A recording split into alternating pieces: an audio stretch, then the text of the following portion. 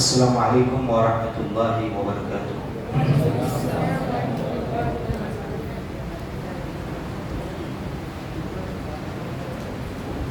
الحمد للہ وحدہ والصلاة والسلام علی من لا نبی بعدہ۔ قال اللہ تعالی فی القرآن الکریم وعلم آدم الاسماء كلها ثم عرضهم على الملائكة فقال انبئوني بأسماء هؤلاء ان كنتم صادقین۔ سورۃ البقرہ آیت نمبر 31۔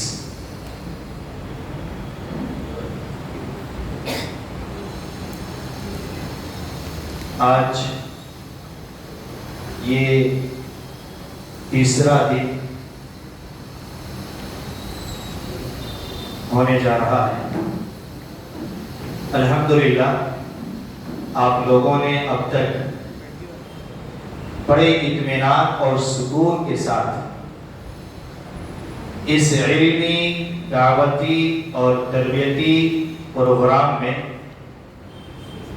بیٹھا علماء کرام کے بیانات سے فائدہ اٹھائے، اور توقع یہی ہے کہ آخر تک انشاءاللہ اسی طرح سکون اور اطمینان کے ساتھ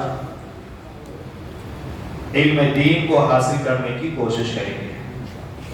رب سے دعا ہے اللہ سبحانہ و تعالی ہمیں صحیح کہنے اور سب سے پہلے ہمیں اس پر عمل کی توفیق عطا فرمائے، آمین۔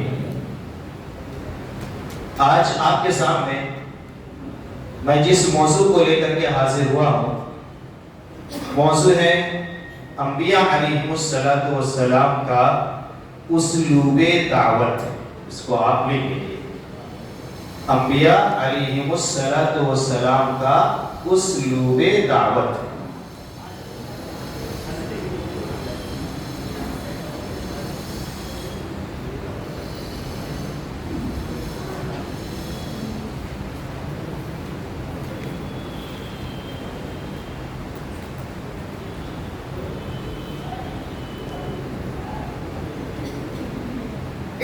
انبیاء علیہ السلام کا اسلوب دعوت۔ یہ موضوع کوئی چھوٹا موضوع نہیں ہے، یہ موضوع بڑا گہرا موضوع ہے۔ ایک گھنٹہ نہیں، مہینوں پر اس پر گفتگو کی جائے تو کم ہے۔ چونکہ انبیاء علیہ السلام سے ہمارا رشتہ کیا ہے بتائیے؟ انبیاء علیہ السلام آدم علیہ السلام سے لے کر کے آخری نبی محمد مصطفیٰ صلی اللہ علیہ وسلم تک ہمارا اور آپ کا رشتہ کیا ہے؟ ایمان کا رشتہ ہے۔ آدم علیہ السلام سے لے کر کے آخری نبی تک کسی بھی نبی کا انکار نہیں کیا جا سکتا۔ سارے نبیوں پر ایمان لانے والا ہی مومن ہے۔ ہاں یہ اور بات ہے کہ سارے نبیوں پر ایمان اجمالاً لایا جائے گا، اور آخری نبی محمد مصطفیٰ صلی اللہ علیہ وسلم پر ایمان تفصیلاً لایا جائے گا۔ تفصیلاً کا مطلب یہ ہے کہ آپ سکہ چلے گا محمد کا، جیسے لوگ کہتے ہیں، یعنی اب صرف محمدی شریعت پر ہی عمل ہوگا، عیسیٰ کی شریعت پر عمل نہیں ہوگا، موسیٰ کی شریعت پر عمل نہیں ہوگا۔ آپ صلی اللہ علیہ وسلم کے سامنے تورات پڑھی جا رہی تھی، آپ کے چہرے کی رنگت بدل گئی، جبکہ آپ رحمت للعالمین ہیں، بدلنا نہیں چاہیے تھا۔ آپ کے چہرے کی رنگت کی تبدیلی یہ رحمت للعالمین کے خلاف ہے۔ آپ سارے جہان والوں کے لیے باعث رحمت ہیں، لیکن تورات جب آپ کے سامنے پڑھی گئی، آپ کے چہرے کی رنگت بدل گئی۔ پتہ ہی چلا قرآن کے سامنے تورات اب چلنے والا نہیں ہے، قرآن کے سامنے انجیل چلنے والا نہیں ہے، قرآن کے سامنے صحف موسیٰ ابراہیم چلنے والا نہیں ہے۔ ہاں ان کتابوں کی بعض چیزیں آج بھی قرآن کریم میں موجود ہیں، صحف ابراہیم و موسیٰ. سورۃ الاعلیٰ میں ہم اور آپ برابر پڑھتے ہیں، اور جمعہ کی نماز میں جو سورہ تلاوت کی جاتی ہے اس کی آخری آیت یہی ہے، صحف ابراہیم و موسیٰ. تو اس دور کے بھی بعض چیزیں آج بھی موجود ہیں اور صبح قیامت تک موجود رہے گا. جو قرآن میں ہے، چاہے وہ تورات میں رہے ہوں، انجیل میں رہے ہوں، یا پہلے نبیوں کے صحیفے میں رہے ہوں، وہ ہمارے لیے کیا ہے؟ قابل اتباع ہے، قابل عمل ہے. اسی میں ہمارے لیے کیا ہے؟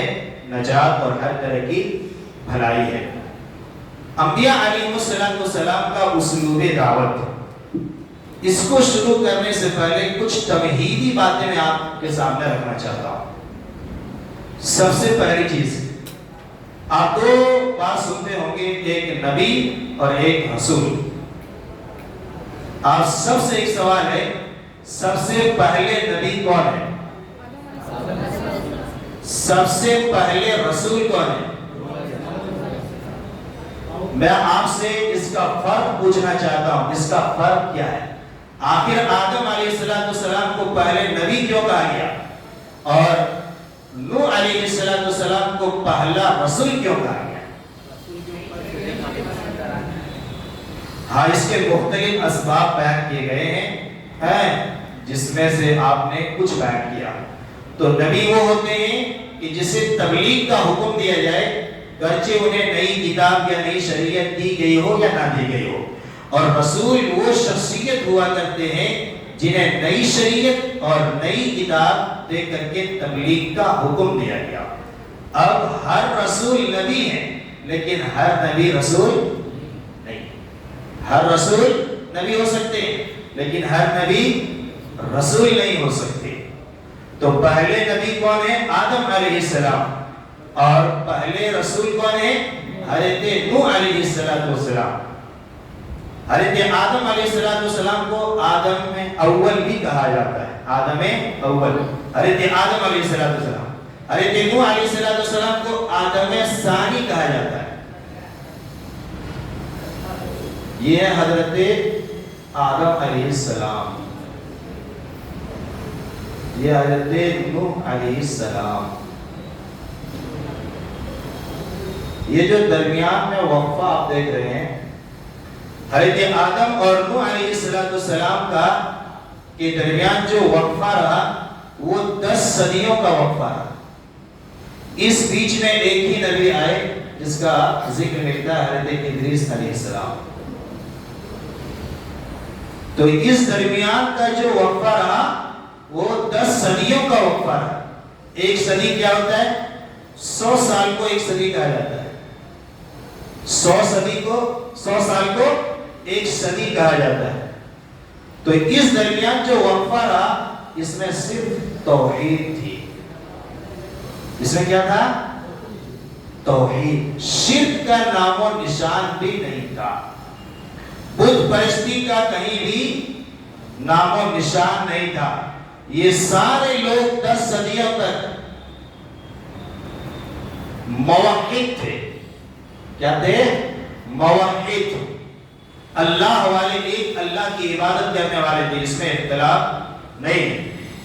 ابھی دلیل آئے گی انشاءاللہ. 10 صدیاں گزرنے کے بعد شرک کی ہوائیں چلنے لگی. لوگ شیطانی وسوسے کے شکار ہو گئے. لوگ نفس کی پیروی کرنا شروع کر دیے.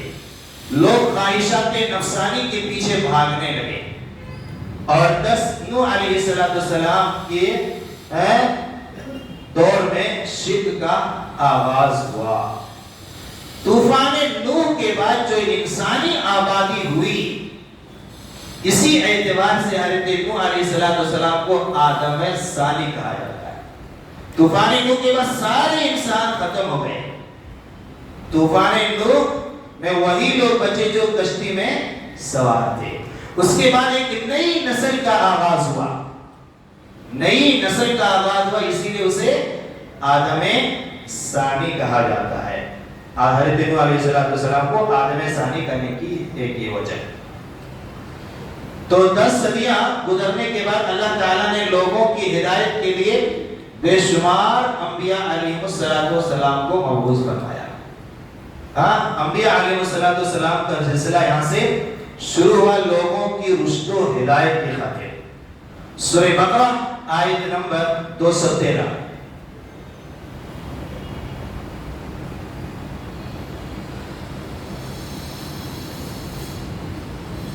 سورہ بقرہ آیت نمبر 213 میں اللہ رب العالمین نے بیان فرمایا کان الناس امتا واحدہ، لوگ ایک امت میں تھے. 10 صدیوں میں توحید تھا، لوگ ایک امت میں تھے، مواحد تھے، اسی کو امت سے تعبیر کیا گیا. فبعث اللہ النبیین مبشرین ومنذرین، پھر اس کے بعد اللہ سبحانہ وتعالی نے نبیوں کا سلسلہ جاری فرمایا. نبیوں کا سلسلہ جاری فرمایا، مبشر اور منذر، ڈرانے والے اور بشارت سنانے والے اللہ رب العالمین نے نبیوں کو بنا کر کے بھیجا. اب یہاں سوال یہ پیدا ہوتا ہے کہ کتنے انبیاء علیہ السلام لوگوں کی ہدایت کے لیے اس دنیا میں تشریف لائے؟ کتنے نبیوں کو بھیجا؟ 1,24,000. بعض روایتوں میں 8,000، بعض روایتوں میں 315، بعض روایتوں میں 315. لیکن صحیح ترین بات یہ ہے کہ ان روایتوں میں کلام ہے، ان روایتوں میں کلام ہے، کمزوری ہے. حقیقت یہ ہے کہ ان کی صحیح تعداد اللہ رب العالمین کو معلوم ہے، صحیح تعداد اللہ رب العالمین کو معلوم ہے. سورۃ الانعام میں اللہ سبحانہ و تعالی نے آیت نمبر 83 تک 86، سورۃ الانعام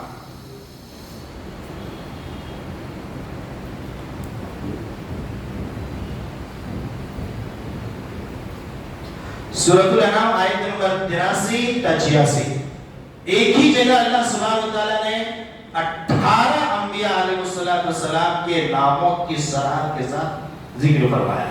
جب آپ قرآن کھول کے دیکھیں گے وہاں آپ کو 18 نبیوں کا تذکرہ ملے گا. کل 25 ناموں کا تذکرہ ملتا ہے. 25 قرآن کریم میں 25 نبیوں کا تذکرہ ملتا ہے. ہم 25 نبیوں کا دعوت اسلوب تو بیان نہیں کر سکتے ہیں، انشاءاللہ مجموعی طور پر کچھ ایسے اسلوب آپ کے سامنے بیان کیے جائیں گے جس سے آپ کو اندازہ ہوگا کہ انبیاء علیہ السلام نے قوم کی اصلاح میں کتنی محنت کی اور قوم کی جانب سے آنے والے اعتراضات کا کیسا مشفقانہ جواب دیا اور قوم کی طرف سے ہونے والے حملات کا کیسا مقابلہ کیا، قوم کی طرف سے آنے والے پتھر کا کیسا جواب دیا. انشاءاللہ آپ کو اندازہ ہوگا. یہاں سوال یہ پیدا ہوتا ہے کہ آخر انبیاء علیہ السلام کو اس کثرت کے ساتھ اللہ نے کیوں بھیجا؟ انبیاء کو اس کثرت کے ساتھ کیوں بھیجا؟ انبیاء کو اس کثرت کے ساتھ اللہ رب العالمین نے کیوں بھیجا؟ اس کو آپ غور کریے، کیوں بھیجا؟ رب کی یہ سنت رہی ہے کہ جب تک بندے پر حجت قائم نہ ہو جائے اسے ہلاک نہیں کرتا. رب کی یہ سنت ہے. کسی بھی قوم پر اس وقت تک عذاب نہیں آتا جب تک کہ اس کے اوپر حجت تمام نہ ہو جائے. سورہ نساء آیت نمبر 165.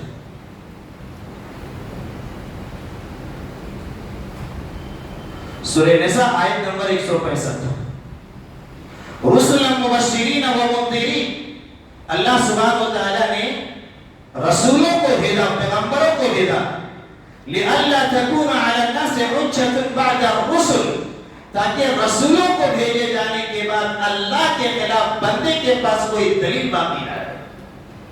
اللہ کے سامنے وہ یہ نہ کر سکے کہ ہمارے پاس کوئی ڈرانے والا نہیں آیا تھا، ہمارے پاس کوئی نبی نہیں آئے تھے، ہمارے پاس کوئی پیغمبر نہیں آئے تھے،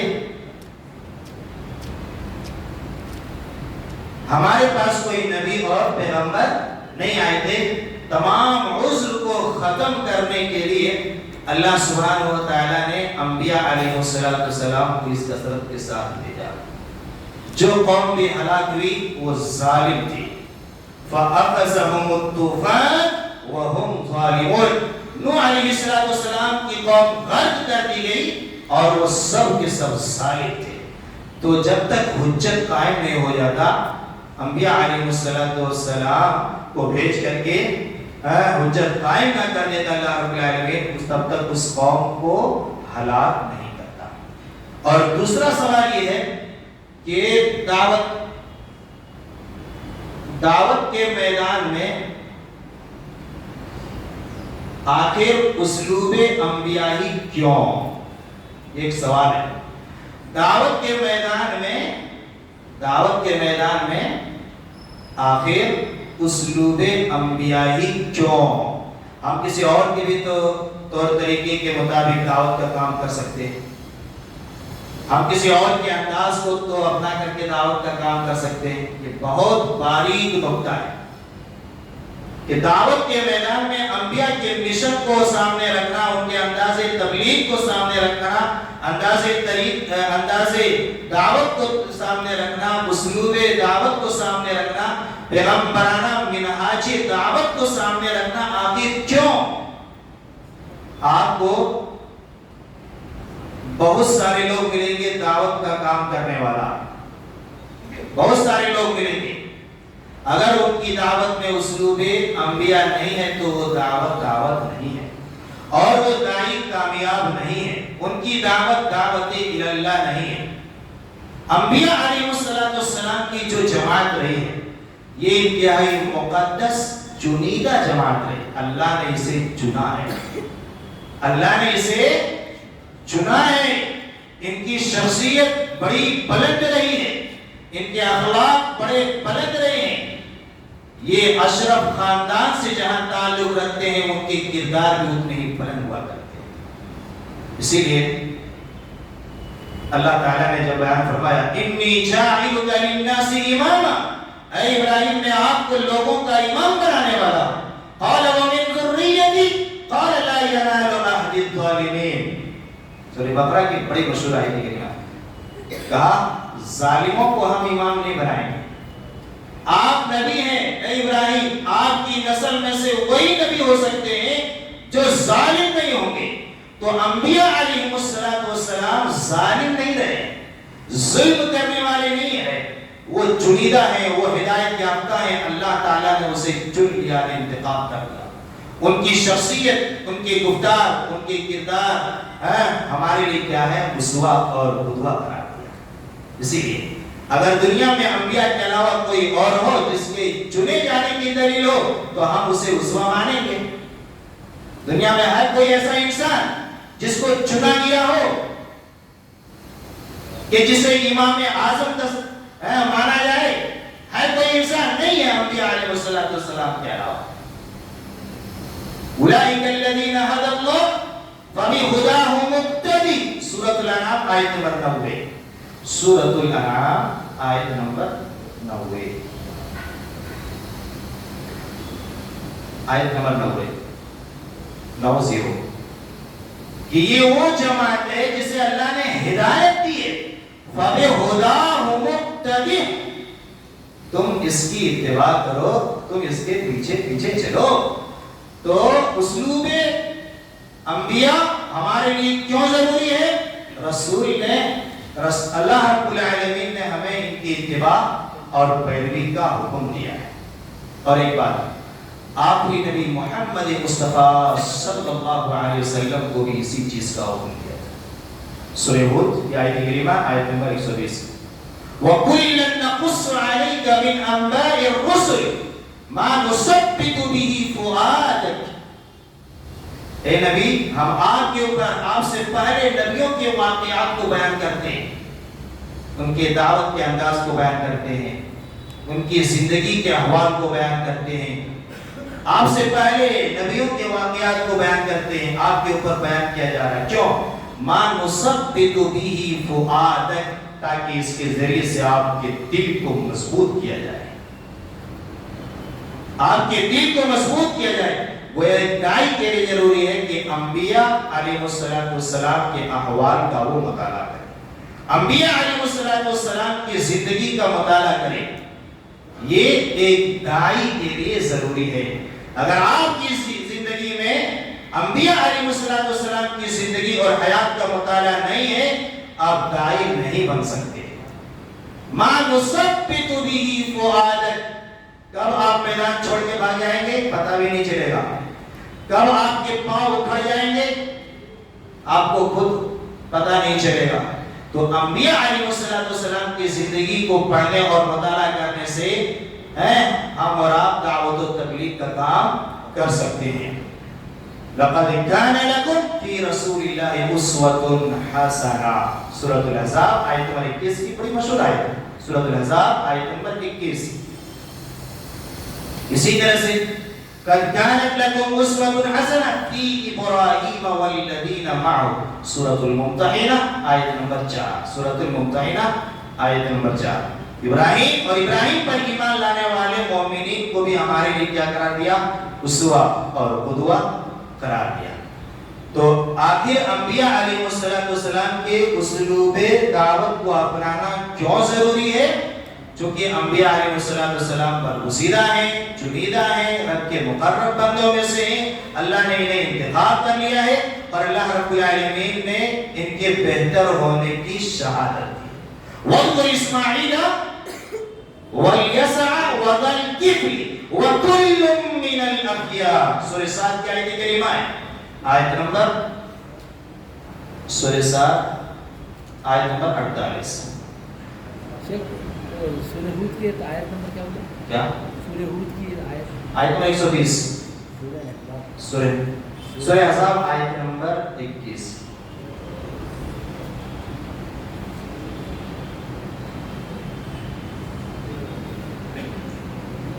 سورہ ہود آیت نمبر 120.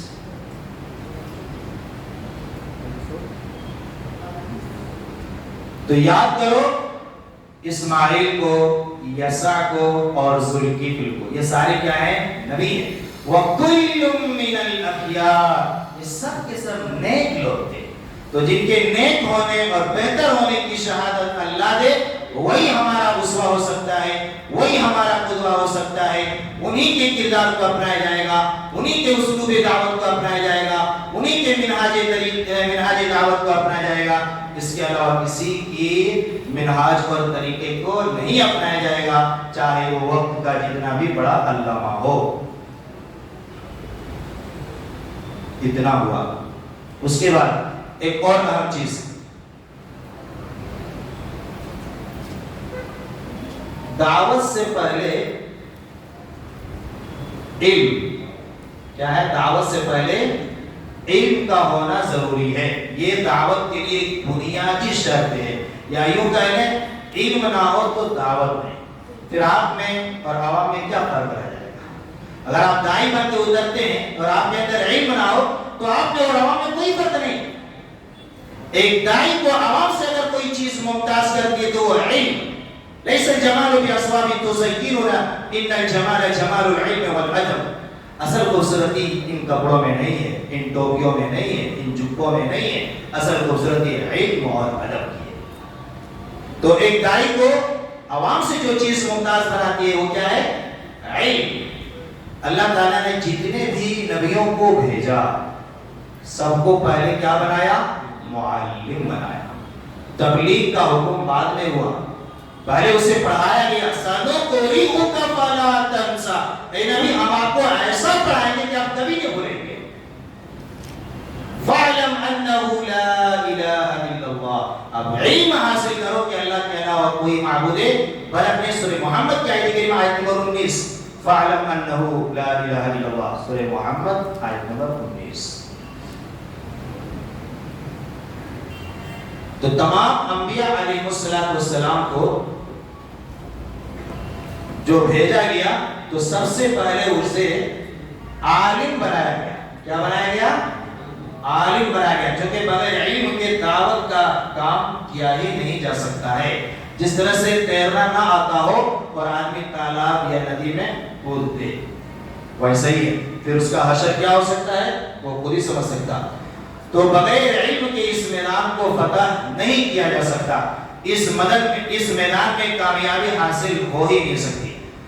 صحیح بخاری، اس کا نام آپ نے پڑھا سنا ہوگا، صحیح البخاری. اس میں کتاب کل 80 ہے. جو کتاب بنا گیا ہے جیسے کتاب العلم، کتاب بدء الوحی، اس طرح کی کتاب کل کتنے ہیں 80 پورے صحیح بخاری کے اندر. امام بخاری رحمۃ اللہ علیہ نے اس طرح سے کتاب العلم، کتاب بدء الوحی، کتاب الایمان، اس طرح کتاب الدعا، تو کل 80. کتاب العلم میں امام بخاری رحمۃ اللہ علیہ ایک باب قائم کرتے ہیں، باب العلم قبل القول والعمل.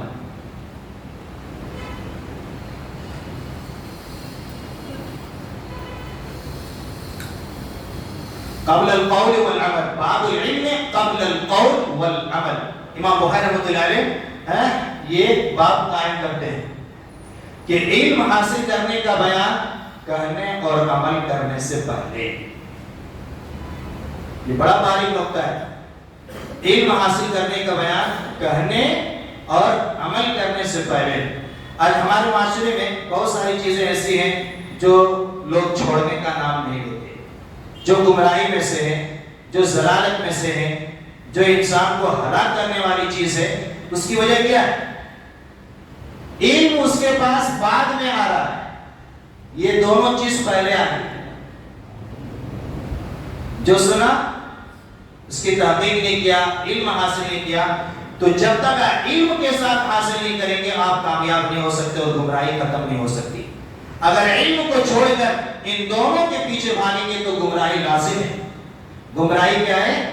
لازم ہے. اسی لیے اس عنوان کو قائم کرنے کا امام بخاری رحمۃ اللہ علیہ نے کئی آیتوں کو لکنما یخشی اللہ من عبادہ العلماء، کہ صحیح معنوں میں اگر کوئی اللہ رب العالمین سے ڈرنے والے ہیں تو وہ اللہ کے علماء ہیں، علماء بنتے ہیں، اللہ کے علماء بنتے ہیں. گویا علم خشیت الہی لاتا ہے، گویا علم انسان کے اندر ادب لاتا ہے، گویا علم انسان کے اندر احترام لاتا ہے. یعنی علم سے ہی ساری چیزیں آتی ہے، علم نہ ہو تو کچھ نہیں آ سکتا. تو ایک داعی کے لیے کیا ضروری ہے؟ وہ پہلے علم حاصل کرے. آدم علیہ السلام نبی رہے، انہیں بھی علم سکھایا گیا. وَعَلَّمَ آدَمَ الْأَسْمَاءَ كُلَّهَا، سورہ بقرہ آیت نمبر 31، کہ آدم علیہ السلام کو اللہ نے بہت ساری چیزوں کے نام دیے، گھوڑے، چرند، پرند، ہم لوگوں کے نام سکھائے. بہت سارے نام اولاد آدم کے نام سکھائے، درخت، آسمان، زمین، سورج، ستارے، ان ساری چیزوں کا نام اللہ رب العالمین نے آدم علیہ السلام کو سکھایا. تو آدم علیہ السلام کو پہلے عالم بنایا گیا. تو جتنے بھی انبیاء آئے سبوں نے پہلے علم حاصل کیا. ولیکن بعثنی معلما میسرا، اللہ کے رسول فرماتے ہیں اللہ نے مجھے معلم بنا کر کے بھیجا اور آسانی پیدا کرنے والا بنا کر کے بھیجا. اب آئیے ہم آپ کو اپنے اصل موضوع کی طرف لے کر چلتے ہیں. گمراہی کہاں سے شروع ہوئی؟ 10 صدیاں گزرنے کے بعد یہ معلوم ہوا. اور انبیاء علیہ السلام کیوں بھیجے گئے اس کی وجہ معلوم ہوئی.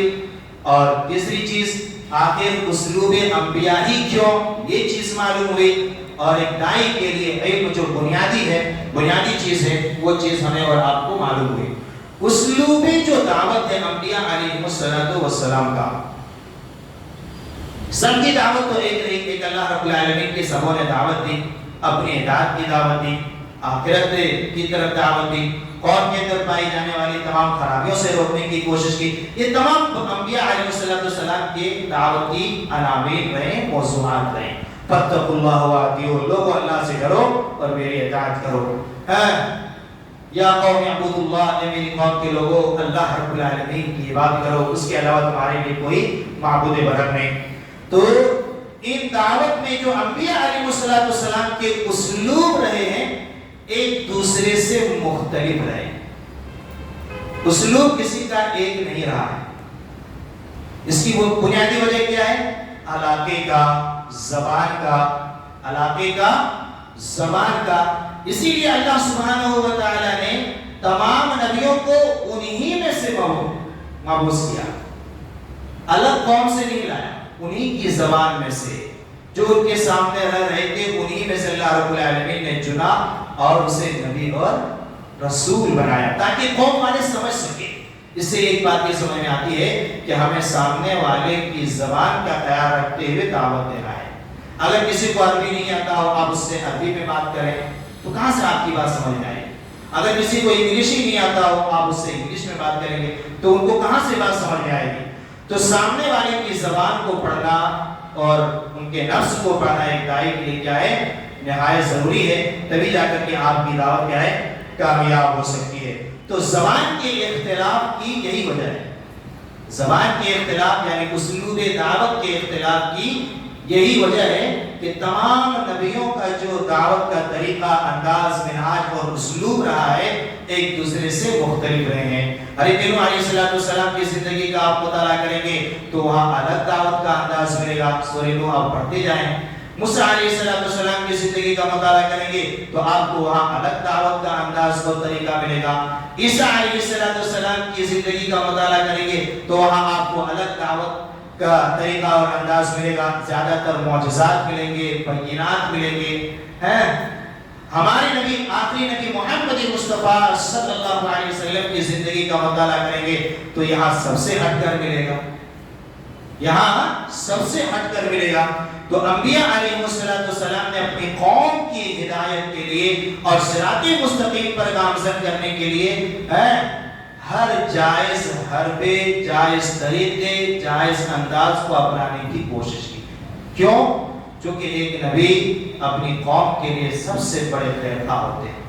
ایک ماں باپ اپنے بچے کے لیے جس طرح سے خیرخواہ ہوتے ہیں ایسی ایک نبی اپنی قوم کے لیے سب سے بڑے خیرخواہ ہوتے ہیں. ایک قوم کے لیے اگر کوئی سب سے بڑے خیرخواہ ہو سکتے ہیں تو وہ نبی, کوئی اور نہیں. اسی لیے اسلوب دعوت میں انبیاء کا اسلوب دعوت اپنانا ضروری ہے, چونکہ وہ قوم کے لیے خیرخواہ ہوتے تھے. اپنے مطلب کے لیے کچھ نہیں کیے, اپنے فائدے کے لیے کچھ نہیں کیے, اپنے غرض کے لیے کچھ نہیں کیے, سب قوم کے لیے کیے. سورہ توبہ کی آیت کریمہ آیت نمبر 128, سورہ توبہ آیت نمبر 128.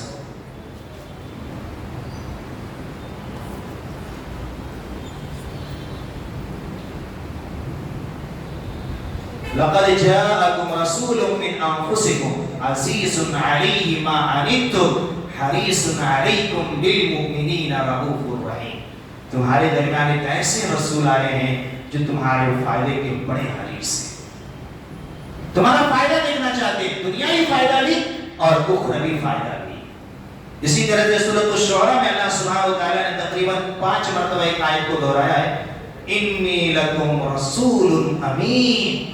تمام نبیوں نے اپنی قوم سے کیا کہا, اے میری قوم کے لوگوں سنو, میں تمہارے لیے امین ہوں, خیانت کرنے والا نہیں. میں تجھے دعوت دے کر کے جہنم کی طرف نہیں لے جانے والا ہوں, جہنم سے روکنے والا ہوں. انی لکم رسول امین.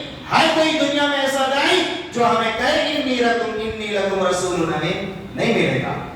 اس لیے انبیاء علیہ السلام کا اسلوب دعوت ہی اصل اسلوب دعوت اور منہاج دعوت ہے.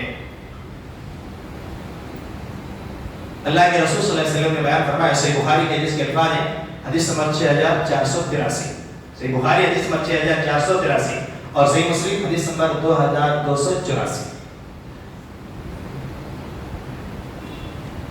اللہ کے رسول صلی اللہ علیہ وسلم نے بیان فرمایا کہ مثلی و مثل الناس کمثل رجل, میری مثال اور اس شخص کی مثال ہے جو ایک آگ جلائے. آگ روشن ہوتی, کیڑے مکوڑے اس آگ میں گرنے لگے, کیڑے مکوڑے اس آگ میں گرنے لگے. اسے بچانے کی وہ پوری کوشش کر رہے لیکن پھر بھی گرے جا رہے. اللہ کے رسول نے فرمایا فَأَنَا آخُذُ بِحُجَزِكُمْ عَنِ النَّارِ, فَأَنَا آخُذُ بِحُجَزِكُمْ عَنِ النَّارِ. لوگوں, ہم تمہیں تمہاری کمر کو پکڑ کر ایسی جہنم سے بچانے کی کوشش کریں. کتنے بڑے خیرخواہ تھے انبیاء علیہ السلام, لیکن تم ہو کہ گرتے چلے جا رہے ہو. تم ہو کہ میری دعوت کا انکار کر رہے ہو اور جہنم کی طرف گرتے چلے جا رہے ہو. تو انبیاء قوم کے سب سے بڑے خیرخواہ تھے، اس لیے انہوں نے ہر طرح کے اسلوب کو اپنانے کی کوشش کی. اسلوب میں سے سب سے پہلی چیز علم و بصیرت، جو آپ کے سامنے بیان کیا گیا اس کی وضاحت نہیں کی جائے گی. دوسری چیز عمل. علم و بصیرت، بغیر دلیل علم کے آپ کام نہیں کر سکتے. بہت ساری حدیثیں آپ کے سامنے اب تک آ چکی ہیں، دلائل آ چکے ہیں. عمل کیا ہے؟ عمل. آپ جس چیز کی دعوت دے رہے ہیں وہ آپ کی زندگی میں ہونی چاہیے، وہ آپ کی زندگی میں ہونی چاہیے. آپ نماز کی دعوت دینے کے لیے نکلے ہیں، آپ کی زندگی میں نماز ہو. آپ توحید کی دعوت دینے نکلے، آپ کی زندگی میں توحید ہو. آپ بڑوں کے احترام کی دعوت دے رہے ہیں، آپ کے اندر بھی بڑوں کا احترام ہو. آپ اساتذہ کے قدر کی تعلیم دے رہے ہیں، آپ کے اندر بھی اساتذہ کی قدر کی صفت ہو. عالم با عمل یہ سب سے بڑا داعی ہے.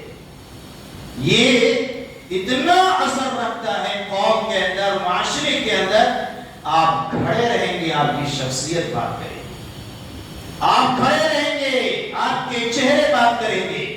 آپ خاموش کھڑے رہیں گے، آپ کے وضاحت بات کریں گے، آپ کے کردار بات کریں گے.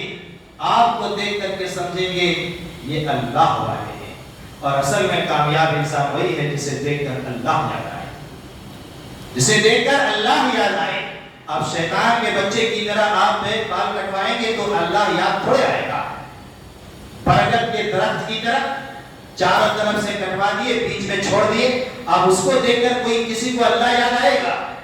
تو آپ اپنے آپ کو ایسا بنائیں کہ آپ میں اسلام کی مکمل تصویر ہو. اسے بتانے کی ضرورت نہ پڑے کیا یہ بھی اسلام میں ہے، وہ سمجھے یہی اسلام ہے. یہ ہے اصل داعی. اللہ تعالی ہمیں اس کی سب سے پہلے توفیق دے اور آپ سب کو اس کی توفیق عطا فرمائے. علم با عمل، عالم با عمل، عالم با عمل. علم ہو تو آپ اس پر عمل کریں. اصل داعی کی صفت ہے. انبیاء علیہ السلام نے بھی یہی کہا. شعیب علیہ السلام نے اپنی قوم سے کہا، کیا کہا؟ سورہ ہود کی آیت کریمہ آیت نمبر 88. وَمَا أُرِيدُ أَنْ أُخَالِفَكُمْ. سورہ ہود کی آیت کریمہ ہے آیت نمبر 88.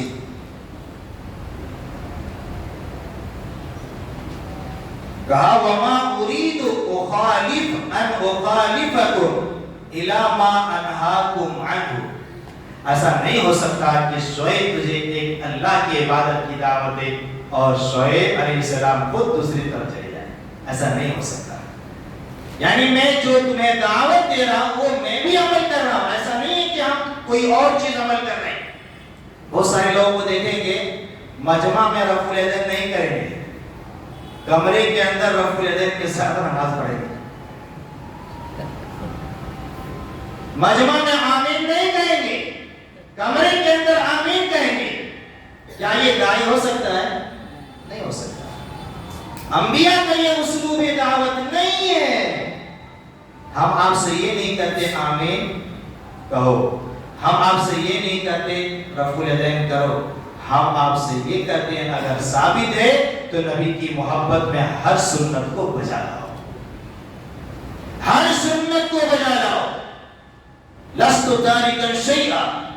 حضرت ابوبکر صدیق رضی اللہ تعالی خلیفہ اول کہتے میں نبی کی ایک بھی سنت کو چھوڑ نہیں سکتا.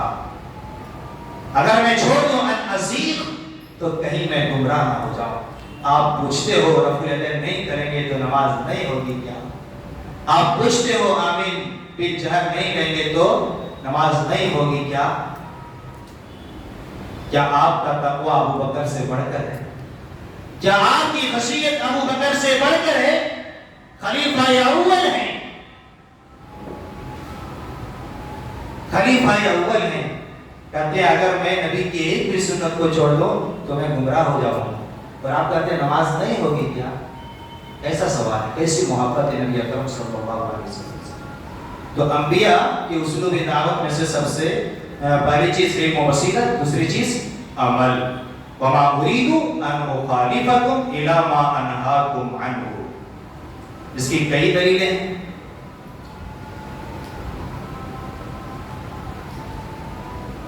اسی طرح سے اللہ سبحانہ وتعالیٰ نے حضرت موسیٰ علیہ السلام کے بارے میں بیان فرمایا. موسیٰ علیہ السلام نے کہا سبحانک تبت الیک وانا اول المؤمنین. سورۃ الاعراف آیت نمبر 143. سورۃ الاعراف 143. کہ اللہ تیری ذات پاک ہے، میں تیری بارگاہ میں توبہ کرتا ہوں، تیری طرف رجوع کرتا ہوں، اور میں سب سے پہلے مومن ہوں، اور میں سب سے پہلے مومن ہوں. تو ایک داعی کے لیے ضروری ہے کہ وہ عالم با عمل بنے. اللہ کے رسول صلی اللہ علیہ وسلم کے بارے میں اماں عائشہ سے پوچھا گیا نبی کے اخلاق کیا ہے؟ کیا کہا؟ کانا خلقہ القرآن. نبی کا اخلاق قرآن ہے. گویا قرآن پڑھو اور نبی کے اخلاق دیکھو. قرآن میں جتنی ساری چیزیں بیان کی گئی سب نبی کے اخلاق ہیں. یعنی نبی نے قرآن میں سے ایک بھی چیز کو نہیں چھوڑا، ایک بھی چیز کو نہیں چھوڑا. الحمدللہ ہم آپ سب کو مبارکباد پیش کرتے ہیں. اہلاً و سہلاً و مرحبا. حضرت ابو سعید الخدری رضی اللہ تعالیٰ جب ایسے نوجوانوں کو دیکھا کرتے تو کہتے مرحبا بوصیت رسول اللہ صلی اللہ علیہ وسلم. نبی کی وصیت کے مطابق میں آپ سب کا استقبال کرتا ہوں. امرنا ان نحفظکم الحدیث. اللہ کے رسول نے ہمیں حکم دیا کہ میں تمہیں حدیث پڑھاؤں. اللہ کے رسول نے ہمیں حکم دیا کہ تم جیسے نوجوانوں کو اپنی مجلس میں بٹھاؤ.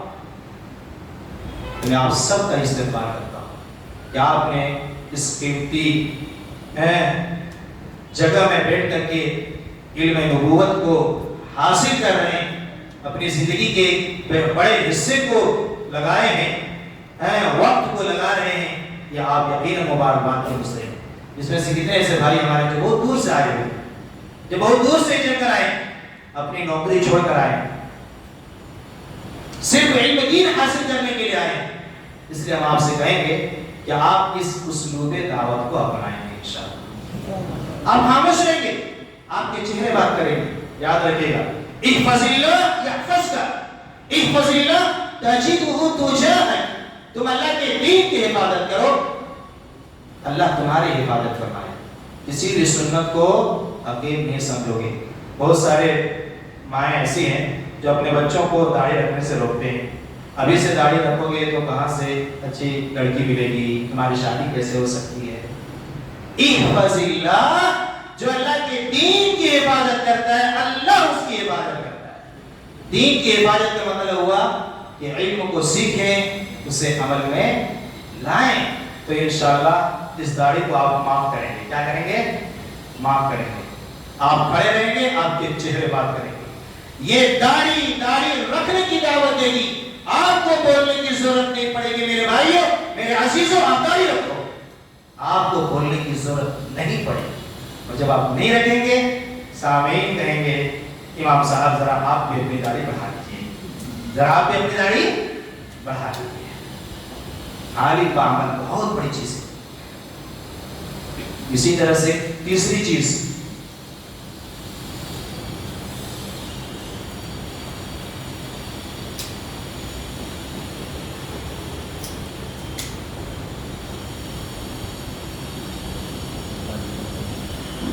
مخالفین کے اعتراضات کا علمی جواب.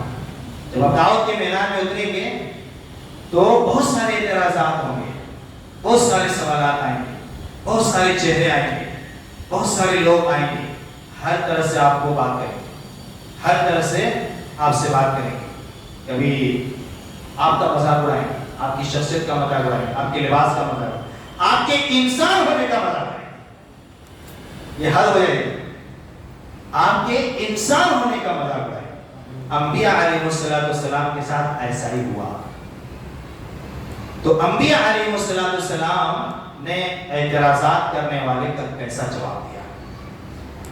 حضرت نوح علیہ السلام نے، جنہوں نے 950 برس دعوت و تبلیغ کا کام کیا، جب قوم نے دعوت توحید پیش کی تو قوم والوں کی طرف سے کیا جواب ملا؟ سورہ ہود کی آیت کریمہ آیت نمبر 225 آیت نمبر 25 تا 28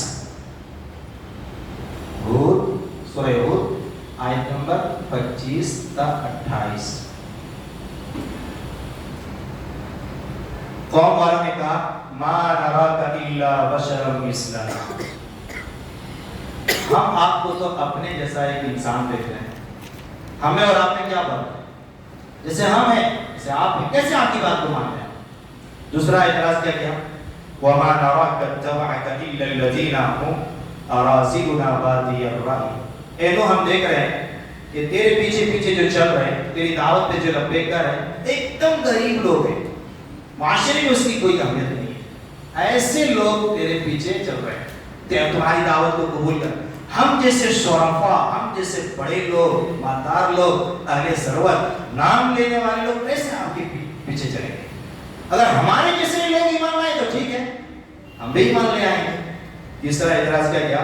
وَمَا نَرَى لَكُمْ عَلَيْنَا مِنْ فَضْلٍ بَلْ نَظُنُّكُمْ كَاذِبِينَ، نوح ہم میں تمہاری کوئی برتری نہیں ہے، کوئی چیز ایسی ہوتی تمہارے اندر جو فضیلت والی ہوتی تو ہم نبی مانتے تجھے،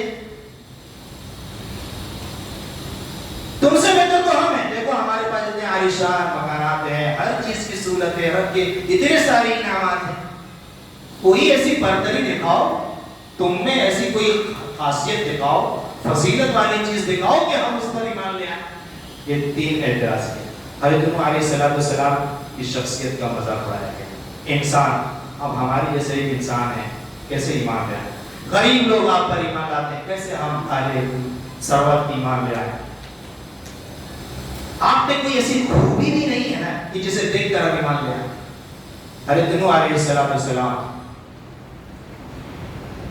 سب سے پہلے مشرک قوم کی اصلاح کرنے والے نبی رہے، کیا مشفقانہ خطاب تھا، کیا نرالا انداز تھا، دلیل لے کر کے اترے، اینٹ کا جواب پتھر سے بھی، لڑے نہیں، قوم کی زبان استعمال نہیں کیے، کیا جواب تھا؟ حضرت نوح علیہ السلام نے کہا یا قوم ارأیتم ان کنت علی بینۃ من ربی، بتاؤ تمہارا کیا خیال ہے، اگر میں اپنے رب کی طرف سے دلیل میں ہوں تو، اگر میں اپنے رب کی طرف سے دلیل میں ہوں، وآتانی رحمۃ من عنده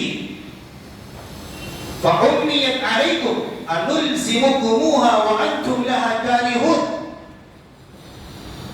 اور اگر اللہ تعالیٰ مجھے اپنی طرف سے رحمت عطا کر دے اور تمہارے لیے وہ چیز مخفی رہے تو میں کیا کر سکتا ہوں؟ زبردستی تو نہیں ڈال سکتا ہوں، میرا کام ہے تبلیغ کرنا۔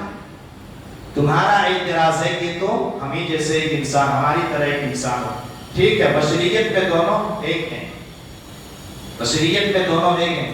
یہاں پتہ چلا کہ نوح کی قوم نوح علیہ السلام کو بشر مانتے تھے، آج کے لوگ نبی کو بشر نہیں مانتے، مشرک تھے، بشر مانتے تھے۔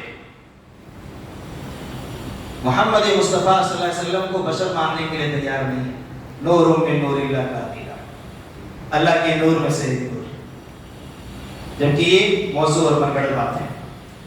تو کہا ہم دونوں بشر ہونے میں تو ایک ہیں، لیکن نبوت کو جو رسالت ہے یہ اللہ کی خاص فضل اور رحمت، جسے چاہے عطا کر دے۔ انسان ہونے کی وجہ سے یہ مانے نہیں کہ میں نبی نہیں ہو سکتا، یہ نبوت اللہ کا فضل ہے، جسے چاہے عطا کر دے۔ دوسری چیز کہا کہ غریب لوگ آپ پر ایمان لا رہے ہیں، قوم کے دبے کچھ لوگ ایمان لاتے ہیں آپ کے اوپر، کہا یہ بھی میرے نبی نہ ہونے کی دلیل نہیں ہو سکتی، ان کے اندر بصیرت ہے، بصارت اور بصیرت دونوں ہیں، تمہاری بصیرت ختم ہو گئی تو ہم کیا کر سکتے ہیں؟ اگر بلال ایمان لے آئے تو بلال کی بصیرت ہے، سمیہ ایمان لائی تو یہ سمیہ کی بصیرت کی دلیل ہے، ابو جہل ایمان نہیں لائے تو کیا نبی نہیں رہیں گے؟ نبی کے پیغام چھوٹے ہو جائیں گے؟ ایسا نہیں ہوتا، ایمان لانے والے بصیرت والے ہیں، اور ایمان سے ہٹنے والے بصیرت والے نہیں ہیں. تو میں کیا کر سکتا؟ سورج نکلا ہو اور آدمی سورج سے فائدہ نہ اٹھائے، اس میں سورج کا کیا قصور ہے؟ آنکھیں ہو اگر بند تو دن بھی رات ہے، اس میں قصور کیا ہے بلا آفتاب کا؟ نبی دلیل لے کر پہنچے، نبی پر ایمان نہ لاؤ، اس میں نبی کا کیا قصور ہے؟ اس میں نبی کا کیا قصور ہے؟ اور تاریخ اس بات پر شاہد رہی، جتنے نبیوں پر ایمان لایا ان میں سب سے پہلے غربا رہے. سب سے پہلے غربا، صحافہ قسم کے لوگ، معاشرے کے جو کمزور لوگ تھے وہی سب سے پہلے ایمان لائے. سب سے پہلے تاریخ اس بات پر شاہد، تاریخ اس بات پر شاہد.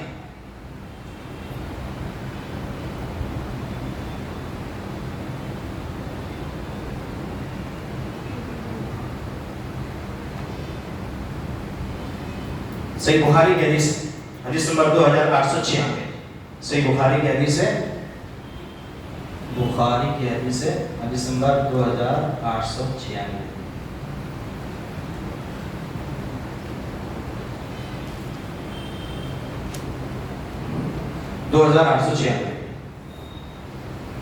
حضرت ابو سفیان سے قیصر روم کے بادشاہ نے کہا، بتاؤ ابو سفیان، محمد پر ایمان لانے والے شرفا لوگ ہیں یا غریب لوگ ہیں؟ معاشرے کے کمزور لوگ ہیں یا بڑے نام والے لوگ ہیں؟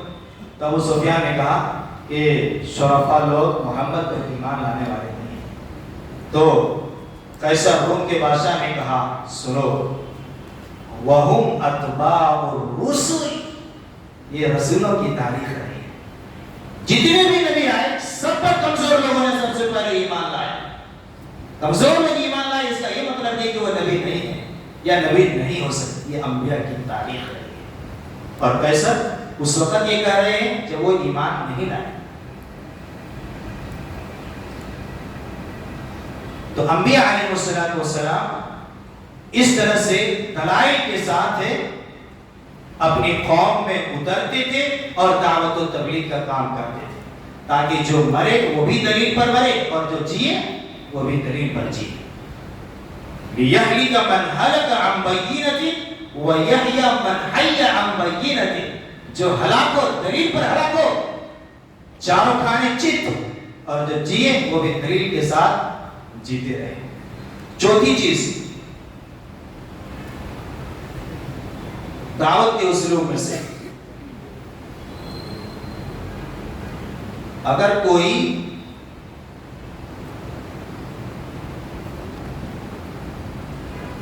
رغبت رکھے سیکھنے کی تو اسے نظر انداز نہ کیا جائے.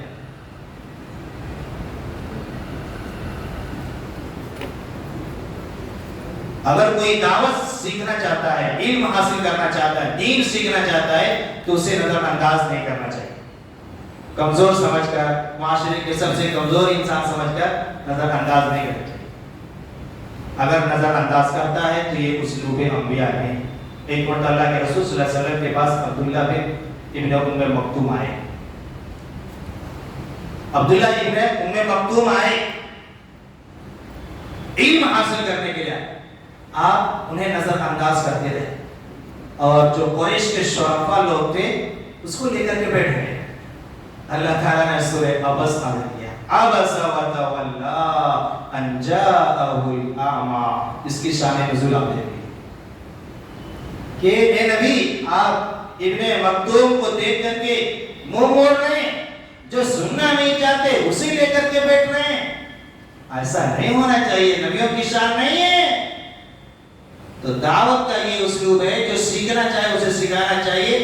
ان کی شخصیت کو دیکھ کر کے یا اس کے چہرے کو دیکھ کر کے، لباس کو دیکھ کر کے نظر انداز نہیں کرنا چاہیے. نظر انداز نہیں کرنا چاہیے. نبی کو تنبیہ کی گئی کہ آپ جسے سمجھائیں جو سمجھنا چاہے، جو نہیں سمجھ رہے اس کو چھوڑیے.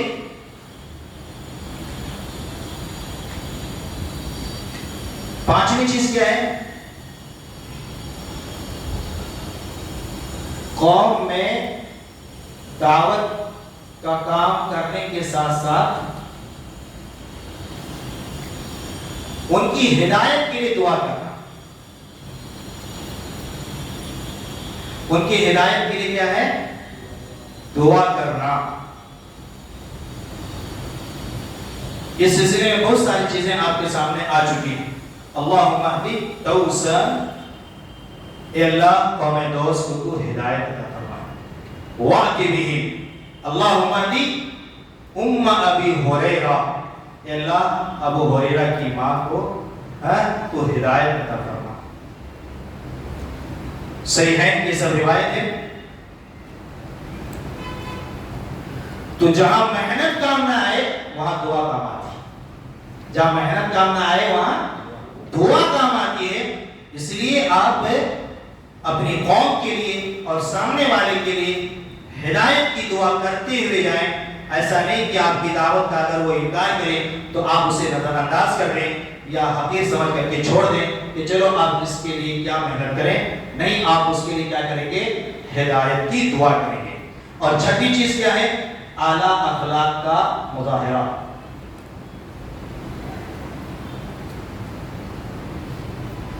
اعلیٰ اخلاق کا مظاہرہ، اس کے بغیر آپ دعوت کا کام کر ہی نہیں سکتے. یہ جو میدان ہے یہ کیا ہے؟ کانٹوں والا میدان ہے، پھولوں والا میدان نہیں ہے.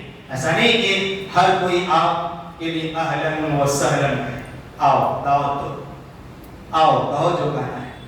آپ کی دعوت کا انکار کریں گے اور طرح طرح سے آپ کو اذیت دینے کی کوشش کریں گے.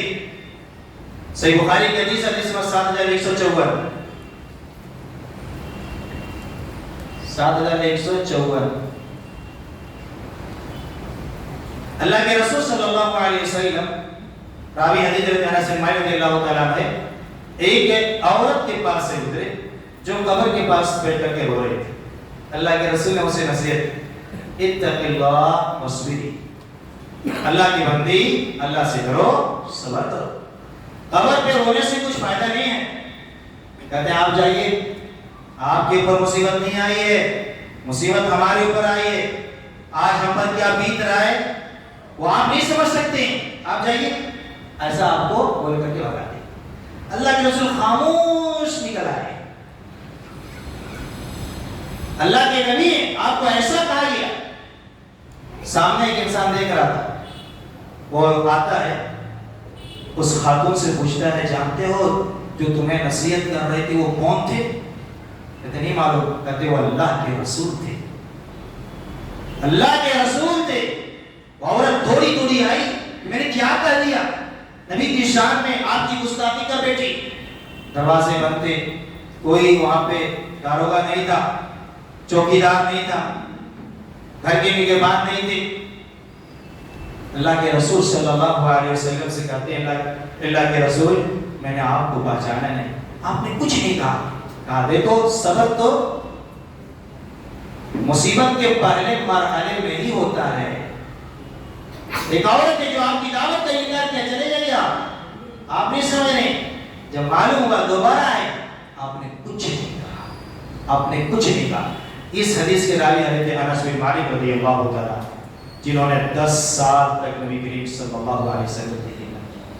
10 سال کے اندر کے اخلاق بیان کر رہے ہیں کہ اللہ کے رسول صلی اللہ علیہ وسلم نے ہمیں کبھی اف بھی نہیں کہا، اف بھی نہیں کہا. اگر میں کوئی کام کرتا تو اس کے بارے میں کبھی یہ نہیں کہا تم نے یہ کیوں کیا. اگر میں کوئی کام نہیں کرتا تو کبھی یہ نہیں کہا تم نے یہ کام کیوں نہیں کیا. اف تک نہیں کہا. یہ آپ صلی اللہ علیہ وسلم کا اخلاق ہے. فَبِمَا رَحْمَةٍ مِّنَ اللَّهِ لِنْتَ لَهُمْ وَلَوْ كُنْتَ فَظًّا غَلِيظَ الْقَلْبِ لَانفَضُّوا مِنْ حَوْلِكَ. اگر آپ نرم دل نہ ہوتے تو لوگ آپ سے قریب ہونے کے بجائے لوگ آپ سے دور ہو جاتے ہیں. ایک یہودیوں کی جماعت آتی ہے، آپ کا السلام علیکم بد دعا دیتی ہے، اے نبی تم پر موت ہو. اما عائشہ فوراً جواب دیتی ہے وعلیکم السلام واللعنہ، تم پر موت ہو اور اللہ کی لعنت بھی ہو. اللہ کے رسول فرماتے ہیں مہلن یا عائشہ، عائشہ رکو ذرا نرمی اختیار کرو، اللہ تعالیٰ نرمی کو پسند فرماتا ہے. اما عائشہ کہتی ہے آپ نے سنا نہیں یہ کیا کر رہے ہیں؟ کہتے میں نے سن بھی لیا اور جواب بھی دیا. میں نے کہا وعلیکم، میں نے السام موت کا لفظ استعمال نہیں کیا. یہ نبی کریم صلی اللہ علیہ وسلم کا کیا تھا؟ اخلاق تھا. سام موت کا لفظ استعمال نہیں کیا. تو اعلیٰ اخلاق کا حامل ہونا ایک داعی کے لیے ضروری ہے. اور ساتویں چیز کیا ہے؟ دعوت دیتے ہوئے کبھی بھی قرآن و احادیث پر کسی کے قول اور رائے کو مقدم نہ رکھا جائے. دعوت دیتے ہوئے قرآن اور حدیث ہمیشہ مقدم رہے گا. کسی کی رائے نہیں چلے گی. ہوتے ہوئے مصطفیٰ کے گفتار مت دیکھو کسی کا قول و کردار. اگر آپ کسی اور کو راضی کرنے کے لیے اس کے من کے مطابق اس کی خواہش کے مطابق چلنے کی کوشش کریں گے تب آپ کے اوپر سے اللہ تعالیٰ کی نصرت کے ہاتھ اٹھا لیا جائے گا. پھر آپ دعوت کے میدان میں کامیاب نہیں ہو سکتے. دعوت کے میدان میں آپ کامیاب نہیں ہو سکتے. اللہ تعالیٰ نے آخری نبی محمد مصطفیٰ صلی اللہ علیہ وسلم کو یہ تنبیہ کی ہے. سورہ بقرہ کی آیت کریمہ ہے، آیت نمبر 120. سورہ بقرہ کی آیت کریمہ ہے، آیت نمبر 120.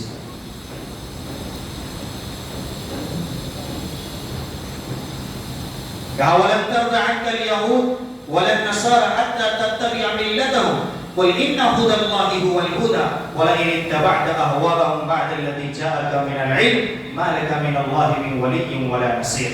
اے نبی، یہود کے نصارہ آپ سے اس وقت تک راضی نہیں ہو سکتے جب تک کہ آپ ان کے مطابق چلنے نہ لگیں.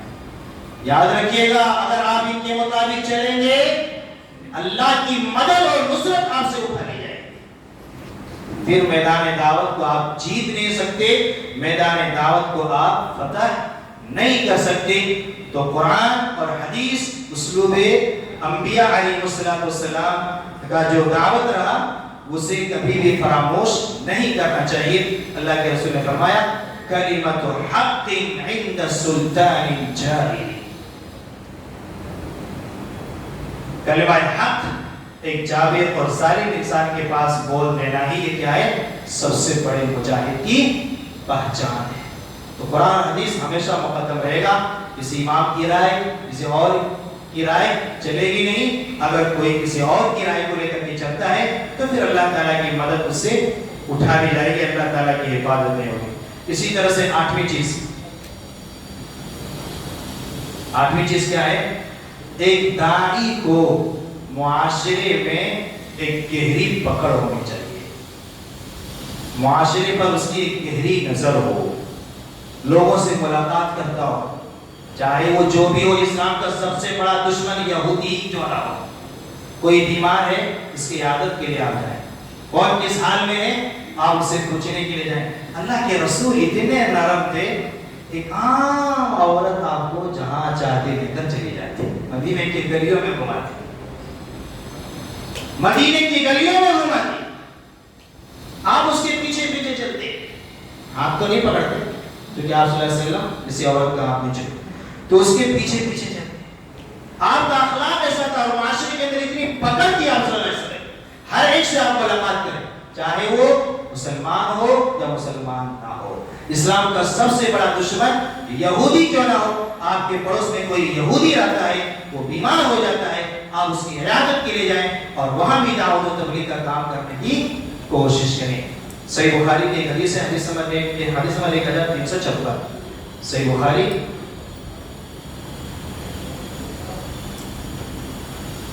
حدیث نمبر 1356. ایک یہودی نوجوان جو آپ کا خدمت گزار تھا. آپ کا کیا تھا؟ خدمت گزار تھا. بیمار ہو گیا، اللہ کے رسول صلی اللہ علیہ وسلم اس کی عیادت کے لیے گئے اور اسے دعوت توحید دینے لگے. کبھی وہ محمد کا چہرہ دیکھتا، کبھی اپنے باپ کا چہرہ دیکھتا. کبھی محمد کا چہرہ دیکھتا، کبھی اپنے باپ کا چہرہ دیکھتا. باپ اپنے بیٹے کے چہرے کو دیکھ کر کے پڑھ لیا کہ بیٹا محمدی بننا چاہتا ہے، محمد کے دین کو اپنانا چاہتا ہے. کہتے ہیں فاتح ابو القاسم، بیٹا ابو القاسم پر ایمان لے آؤ. اللہ کے رسول صلی اللہ علیہ وسلم پر ایمان لے آؤ. وہ ایمان لے آتا ہے، باہر نکلتے ہیں تو اللہ تعالیٰ کا شکر ادا کرتے ہیں. الحمدللہ الذی انقذہ من النار. تمام تعریف اس اس اللہ کے لیے ہے جس نے اسے نار جہنم سے بچا لیا۔ تو ایک داعی کو معاشرے کے اندر پکڑ ہونی چاہیے، معاشرے میں گھومتے رہے، لوگوں سے ملاقات کرتے رہے، سلام دعا ہوتے رہے، ایسا نہیں کہ وہ یہ ہے، آپ اسے سلام کریں، ان کے حالات کو دیکھیں کیا ہے نہیں ہے۔ جب تک آپ اس میں نہیں رہیں گے تو تب تک آپ کام نہیں کر سکتے۔ اسی طرح سے ایک چیز کیا ہے،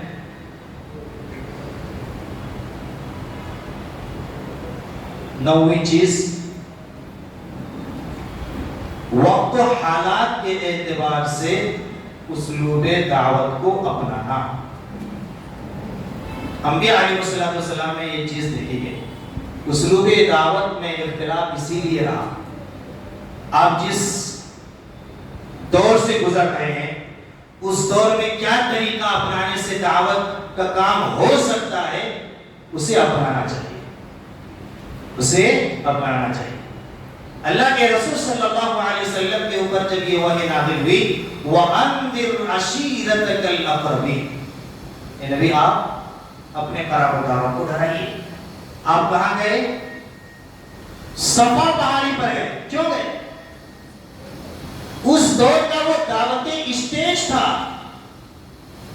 آج کے اس دور کا دعوت اسٹیج یہ موبائل ہے، یہ سوشل میڈیا ہے، یہ واٹس ایپ، فیس بک اور ایک دیگر چیزیں ہیں۔ آج کی اس دور کا دعوت اسٹیج ہے۔ اس سے کتنے گمراہیاں لوگ پھیلا رہے ہیں۔ اس میں آپ صحیح چیز ڈالیں، لوگوں کو صحیح چیز میسج کریں، لوگوں کو صحیح چیز بتائیں۔ آپ تو یوں ہی دعوت دے سکتے تھے، صفا پہاڑی پر چڑھنے کی ضرورت نہیں تھی۔ دور جاہلیت میں جب صفا پہاڑی یا اس طرح کی اونچی جگہ پہ چڑھ کر کے آواز دیا جاتا یا صباح، تو لوگ آتے تھے، پتہ نہیں کیا مسئلہ ہے، سارے لوگ اکٹھا ہو جاتے تھے۔ آپ نے کہا یا صباح، آواز سن کر کے سارے لوگ آ گئے۔ مجھے تو معلوم تھا یا صباح ایک ایسی آواز ہے کہ لوگ آئیں گے ہی۔ تو آپ نے اپنے دور کے اس پکار کے انداز کو اور لوگوں کو بلانے کے انداز کو اپنایا۔ اس سے پتہ یہ چلتا ہے کہ انسان جس دور سے گزر رہا ہے اس دور کے اسلوب کو بھی وہ اپنا سکتا ہے۔ ہاں، آپ صلی اللہ علیہ وسلم نے اسلوب اور طریقہ انداز کو اپنایا، لیکن وہ جس انداز میں یہ چیز کہا کرتے تھے یا صباح، وہ اپنایا نہیں۔ وہ برہنہ ہو جایا کرتے تھے، کپڑے اتار دیا کرتے تھے۔ آپ نے کپڑے نہیں اتارا، بلکہ پردے کے ساتھ آپ صلی اللہ علیہ وسلم نے یہ اس چیز کو انجام دیا۔ اسی طرح سے 10ویں چیز کیا ہے؟ دعوت میں اخلاص ہو۔ دعوت میں کیا ہو؟ اخلاص ہو۔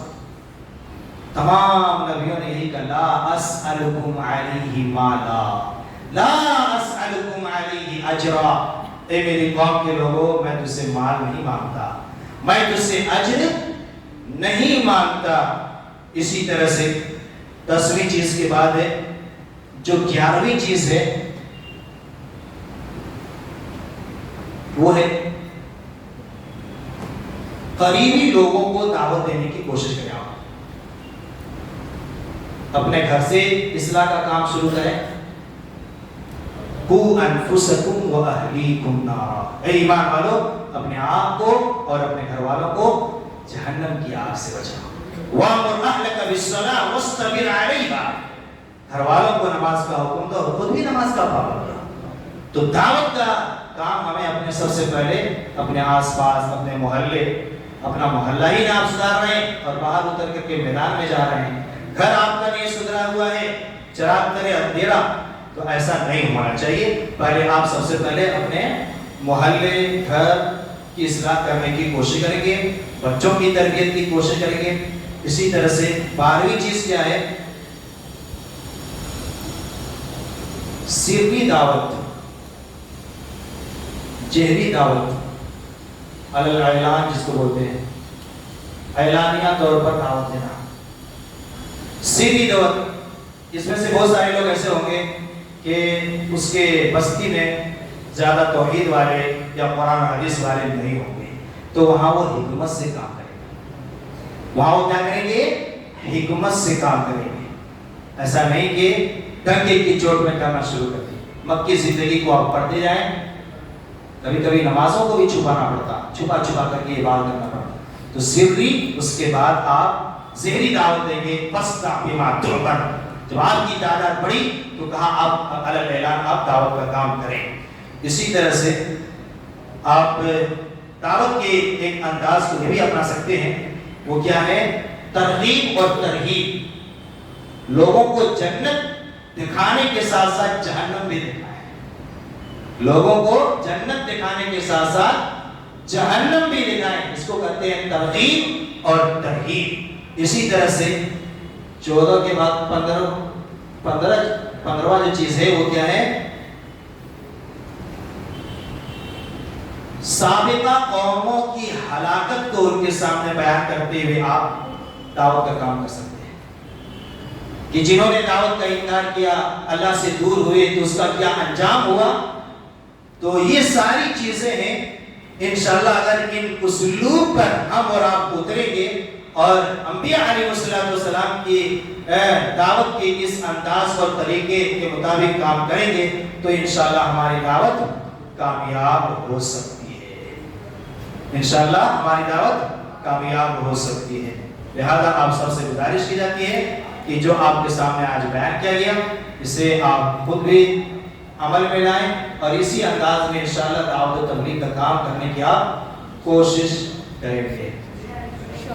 یہ جیسا غیر لوگوں میں دعوت کا کام کرنا اور مسلم میں کام کرنا، اس کے لیے کیا اس کے لیے؟ ہاں، جیسے قرآن کریم کی ایک آیت کریمہ کنتم خیر امت اخرجت للناس، تم بہترین امت ہو جو لوگوں کے لیے نکالے گئے۔ تو دعوت و تبلیغ کا کام اپنوں میں بھی کرنا ہے، اپنوں کو بھی توحید کی دعوت دینا اور غیروں کو بھی توحید کی دعوت دینا۔ ایسا نہیں کہ کلمہ پڑھنے والے مشرک نہیں، کلمہ پڑھنے والے بھی مشرک ہیں۔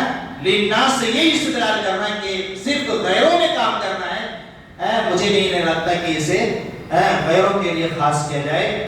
ہدی للناس سارے لوگوں کے لیے قرآن ہدایت ہے، اپنوں کے لیے بھی اور غیروں کے لیے، ہم سارے لوگوں کے لیے نکالے گئے ہیں، اپنوں کے لیے بھی اور غیروں کے لیے بھی۔ تو توحید کا کام اپنوں میں بھی ہونا چاہیے اور غیروں میں بھی ہونا چاہیے۔ ایسا نہیں کہ توحید کا تعلق صرف غیروں سے ہے، اپنوں سے نہیں ہے۔ بہت سارے مسلمان ایسے جو مشرک ہے، قرآن کریم کی آیت ہے، شرک کرتا ہے، تو اسے بھی ہمیں اور آپ کو روکنا چاہیے۔ انشاءاللہ پروگرام ختم کرتے ہیں۔ السلام علیکم۔